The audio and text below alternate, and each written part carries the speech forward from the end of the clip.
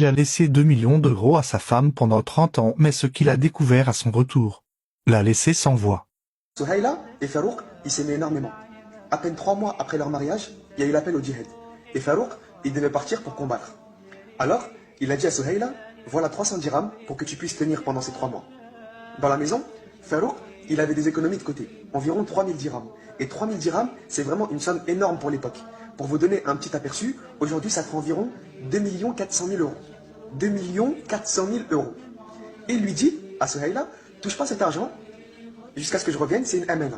Et je reviens dans 3 mois, Inch'Allah. Donc, 3 mois sont passés, 6 mois sont passés, et toujours pas de Farouk à l'horizon. 9 mois sont passés, et Souhaïla donne naissance à un petit garçon. Et toujours aucun signe de Farouk. 1 an est passé, 1 an et demi, 2 ans. 2 ans et demi sont passés, et là, il y a un homme qui revient du champ de bataille et qui dit à Souhaïla, Farouk est mort. Maintenant, elle sait que Farouk est mort. Au bout de 2 ans et demi, à ce moment, elle décide d'ouvrir le coffre des 3000 dirhams et de se servir. Subhanallah, pendant 2 ans et demi, elle s'est débrouillée avec 300 dirhams et elle a obéi à son mari. Ça, c'est une épouse pieuse. 3 ans sont passés et elle s'occupait de son petit garçon. Elle utilisait cet argent pour payer ses études et son éducation islamique. Tout ça, ça se passe à Médine. Au bout de 30 ans, Souhaïla, elle pensait toujours à Farouk, parce qu'il s'aimait énormément. Elle se disait, Farouk, mon héros, il est mort en martyr, quel grand homme, etc., etc.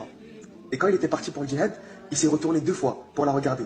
Et là, Souhaïla, elle l'a poussé en dehors de la maison, et elle lui a dit, crains Allah, va chercher le paradis, ne t'inquiète pas pour moi, je te retrouverai là-bas, Inch'Allah. Elle l'a poussé en dehors de la maison.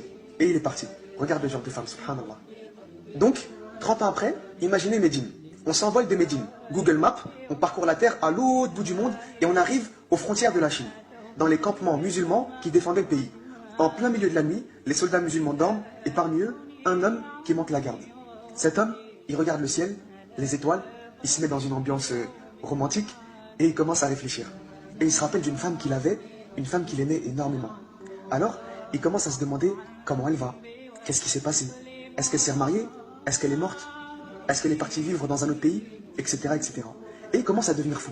30 ans de djihad, à défendre les musulmans, à se battre pour Allah, et il était toujours vivant, subhanallah. Et cet homme, au bout du monde, sur les frontières de la Chine, c'était qui? C'était Farouk. Il était toujours vivant.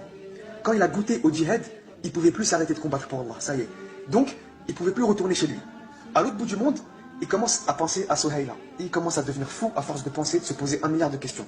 Ma femme ceci, ma femme cela, imagine ci, imagine ça, c'en était trop. Le matin, il va voir son commandant. Il prend sa permission pour retourner à Médine, il monte sur son cheval et il galope, il galope, il galope comme le vent. Imagine, subhanallah, de la Chine, il est parti de la Chine. Plus il s'approche de Médine, plus son cœur y bat. Plus il s'approche de Médine, plus il se pose des questions qui le rendent fou. Et il galope, il galope.